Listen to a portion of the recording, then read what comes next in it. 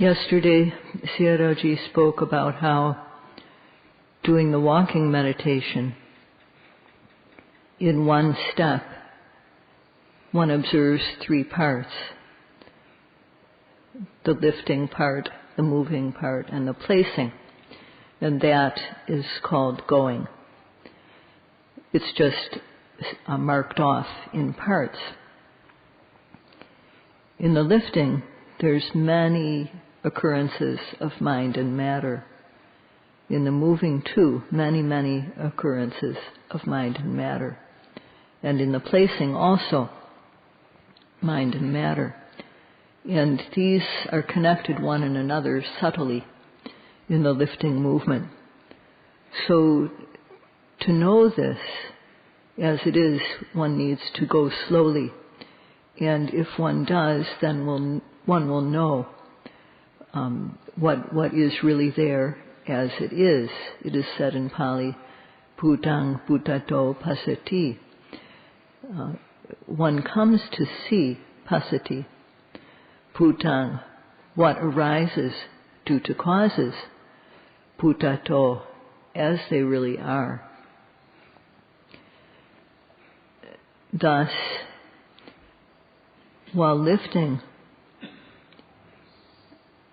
and while moving, while placing, if one wants to see the nama and rupa that are really there, as soon as the lifting occurs, as soon as the moving occurs, as soon as the placing occurs, in order not to miss, the yogi needs to be prepared. There has to be the energy of pushing the mind to the object, and there has to be the energy of aiming. These two are very important. And when one is ready in that way, then in the moment of lifting, one will see. Sometimes one will see the matter that is involved in lifting, and sometimes one will see the mind, the nama that is involved. These are really there. And if we see either one of these, the matter or the mind, that is enough. So when we know this, whether it is one by one or part by part, when we know these mind and matter, then we know that there's not a person there, not a woman or a man. There's not an atama, a soul, that many people believe in. This becomes very clear. In order to get this knowledge, we have to observe so that we can become free of the things that aren't really there. And the yogis need to understand this. In the moment of lifting, the mind and matter, the evident mind and matter, are only there at that moment. Before the lifting, they haven't occurred yet. One can't see them. After the lifting, they're gone. They've disappeared. At that time, one can't see true nature. What one sees is not true nature at that time. So if one wants to observe the true nature that is there, one has to observe while the lifting is happening, in the moment of lifting, with the method of satipatthana, as now. In the moment of lifting, what lifts is the body, intention is mind. And to see these, one needs to have mental energy. When the mental energy is fulfilled, one will see this for sure. If the mind falls on the true nature, then at sometimes one will see this series, one will know the series of intentions, the mental aspect. Sometimes one will observe the pushing from below, that is the air element. Whatever, when the mind falls on the lifting, one will know one or the other of these things. And if one does, then one will know there's not a self. There's not him or me. There's not a man or a woman. There's just matter and mind, rupa and nama. And knowing like that is knowing what is there as it really is. This is true knowledge, not gained from reading, not gained from hearing it from a teacher, and not gained from thinking about it. It's gained through applying the method of satipatthana as the yogis are now, applying effort and aiming to observe steadfastly as soon as the lifting occurs. So the yogis can understand this quite well. In the moment of lifting, the rupa and nama are really there at that moment. Before the lifting, the intention to lift will not be there, and neither will the lifting. And we can't use our imagination and then note what we imagine.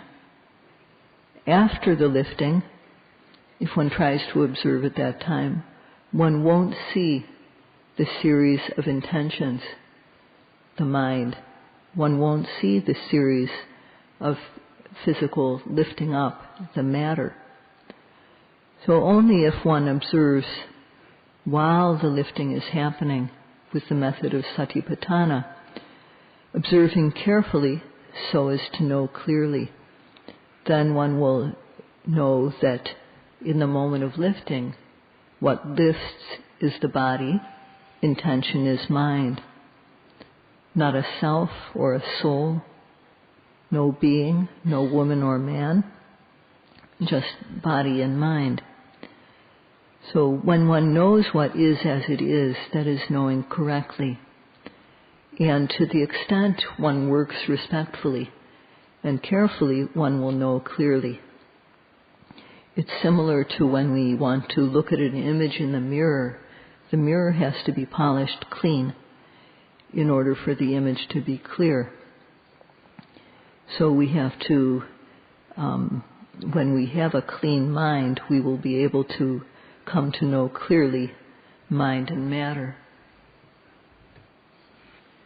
When nama rupa arise, observe steadfastly and discern. If we observe mind and matter at the moment that they arise with steadfast observation, we will automatically discern mind and matter. We will see mind and matter as separate things. And when we see mind and matter as separate things, then the idea that there's a person automatically goes away. One no longer sees in that way.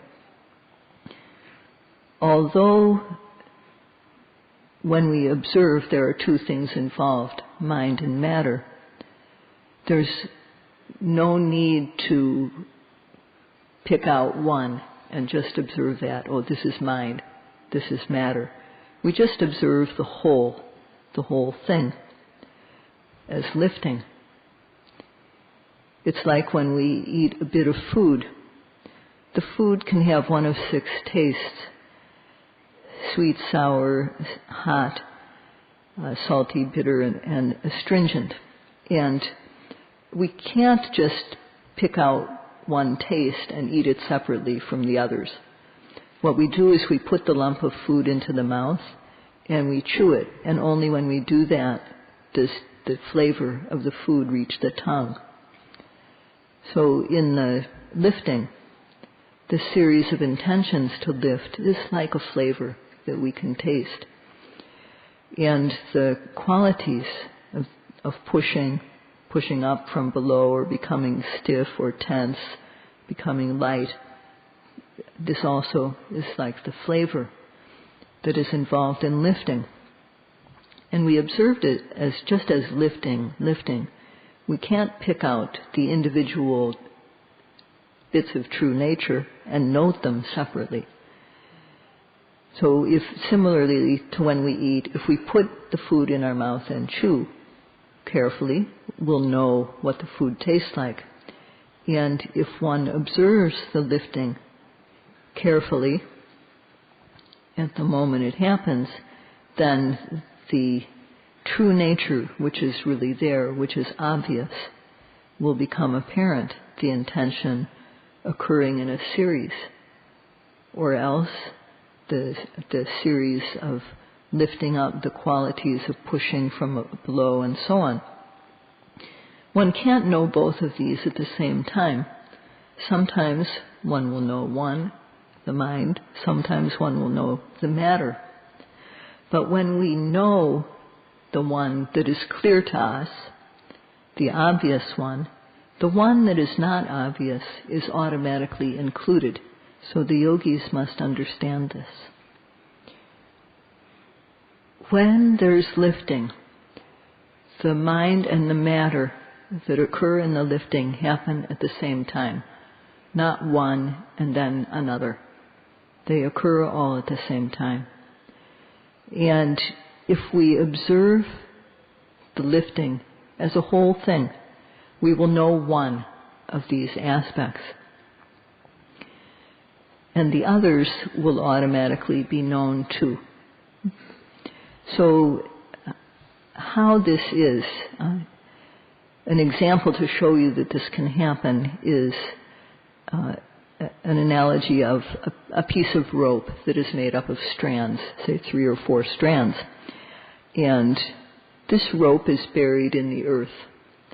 But there's one strand of the rope that is above ground. And so we pull on that one strand. And what do we get? We don't get just the strand that is in our hand. We get all the other strands that are connected to that one strand. They also come out. So when they're underground, we don't know that they're there. We can't see them. But when we pull the one strand, because the strands, said in Pali, ekabbada, they're all connected, tied up with each other at the same time. So when we pull one strand, we get all of the strands that are connected to that one.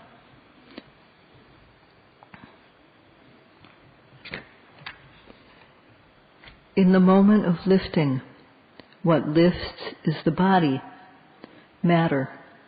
Intention is mind, nama. Not a person or soul, not a woman or a man. What appears is just body and mind. If we want to know them as they are, when lifting, we have to observe lifting as a whole thing. This is the yogi's job. And when we observe a lot, many, many times, we will come to know. It's like with the rope made up of 4 strands. 3 strands are buried underground, and one strand of the rope is above ground, and we can see it. So we pull the strand that we can see, and we get all 4 strands. So nama and rupa, they are occurring together. And when we observe, one of these parts is obvious to us. The other is not obvious. We observe what is obvious. So, is it possible to have knowledge, vijja, arise regarding what we observe, and at the same time regarding the things that are not observed, for there to be ignorance or avijja? These two can't happen in the same moment. So when we are observing, it's like when there's light occurring, there can't be darkness happening at the same time. When there's darkness happening, there's not light happening at the same time. So when we observe the thing that's obvious, we know one thing that's obvious, but the other aspects of that thing, it's not possible that we can be ignorant at that time of them. So people who think and reflect about this, they are missing out on their work.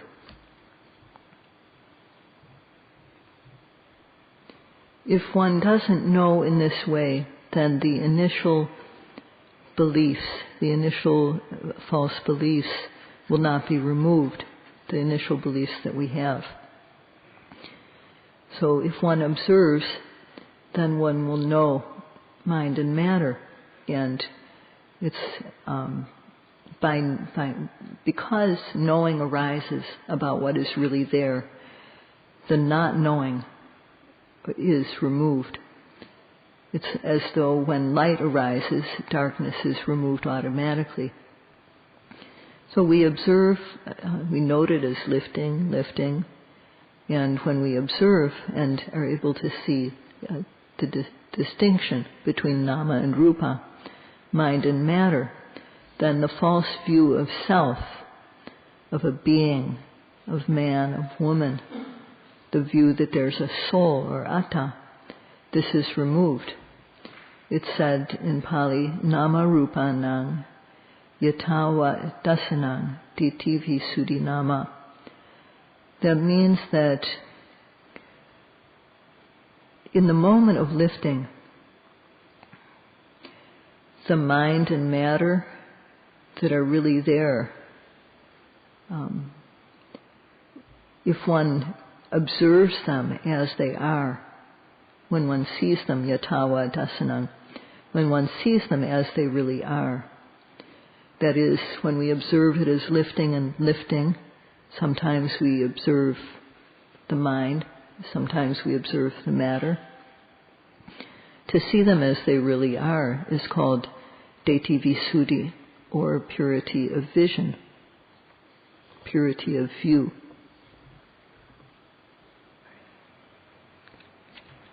At this moment, the forerunner path leading to Nibbana is present. There are 5 parts of the Eightfold Path involved at this moment. When one makes ardent effort to observe the object as soon as it arises, this is correct effort, and so there is samavayama, right effort present. And the mind sticks to the object. It doesn't run anywhere. The mind is protected. There's the function of sati rekha varana goti, that the mind is defended against defilements. It's closed off from the defilements, and security is created. This factor is present, and defilements don't enter the mind.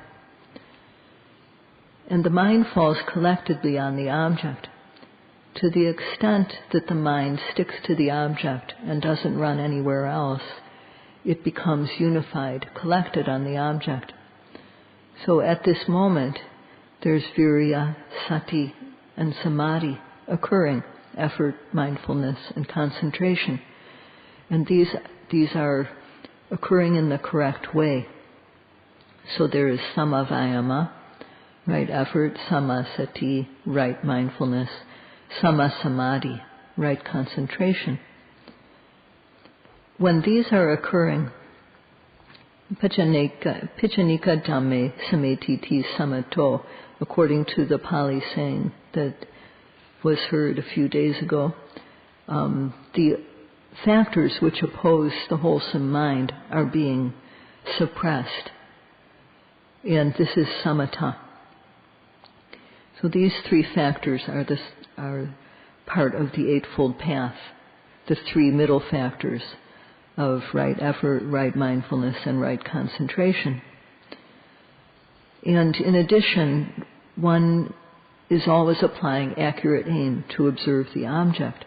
At first, one's aim is not accurate, but later on, one's able to observe the object directly, head on. And this is samasankappa, right application of the mind. So moment after moment, the mind keeps on observing the object precisely. And so in the moment of observing the lifting, one observes it directly, and sometimes one comes to know stiffness and tension. When there's stiffness, the mind falls on stiffness. When there's hardness, when the mind encounters that directly, it knows stiffness or tension.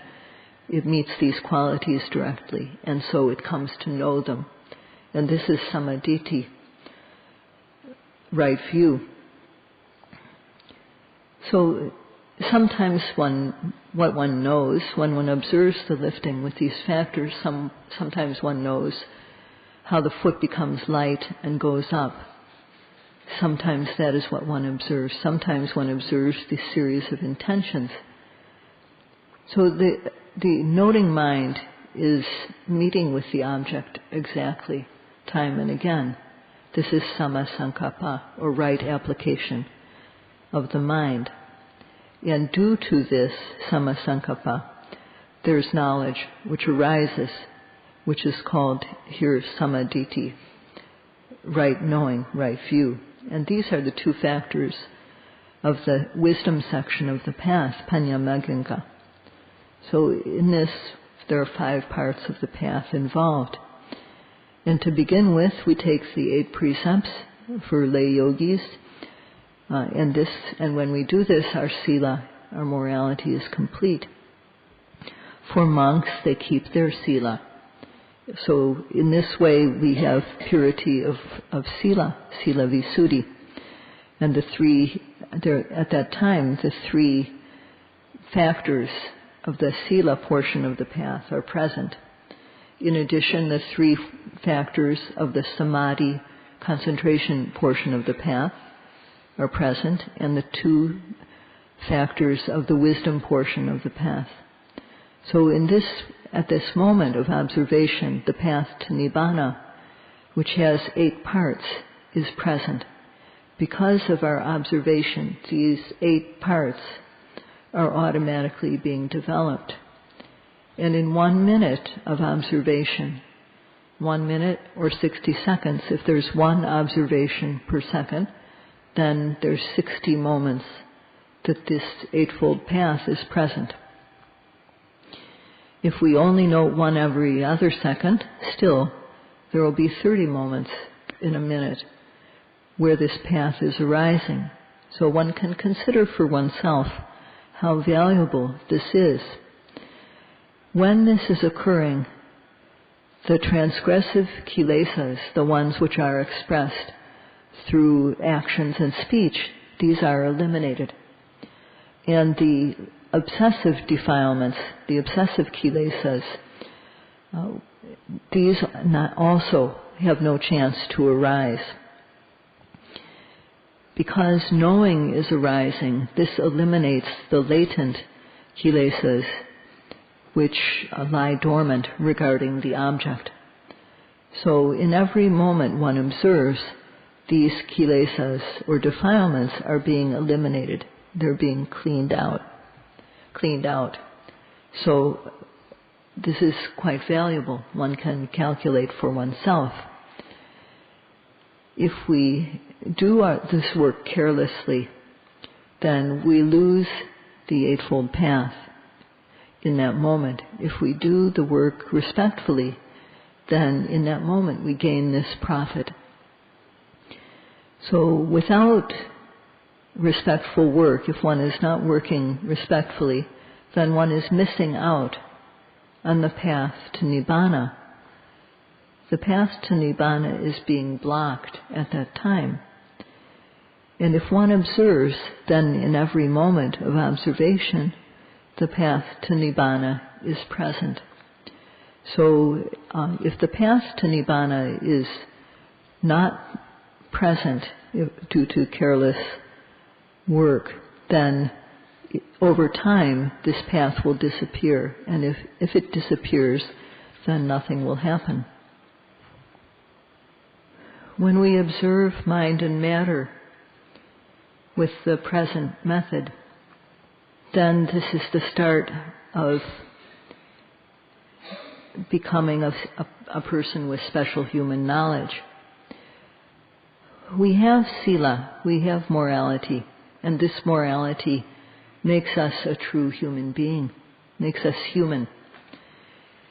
And with virya, sati, and samadhi, we are able to keep our mind, our heart humane.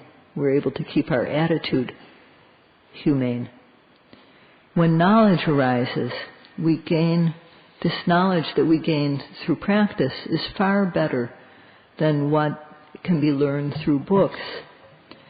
And therefore, Sayadaw says that although we have basic human intelligence, the knowledge that we gain through practice is special human knowledge. So at this point, this is the start of gaining this special human knowledge. So because of this, one should, knowing the benefits of the practice and valuing them, if one works respectfully, thakisa kirya, if one works meticulously, satija kirya, and if one works without taking a break, without stopping in the middle, natita kirya, if these three attitudes of mind are complete, then in 1 week this knowledge will arise. Or, if it takes a long time, it will arise in 2 weeks. So, this is the start of being, as Sayadaw mentioned, if one wants to be a true human being with a humane attitude and with special human knowledge, this is the start of it. And to explain further, no matter how much education we have, no matter how much wealth, no matter how much other worldly things one has, if one wastes one's time with ducharitas, with committing wrongdoing, then we're not really a true human being. And a humane heart and special human knowledge are even farther away. At this time, many in the world are not able to live like true human beings with a humane heart and to develop special human knowledge. So having come here and gained this opportunity to develop to achieve this, to be truly human, to develop a humane heart, and to develop knowledge that is special, value this opportunity and practice accordingly. That's all for today. Sadhu, sadhu, sadhu, sadhu, sadhu, sadhu.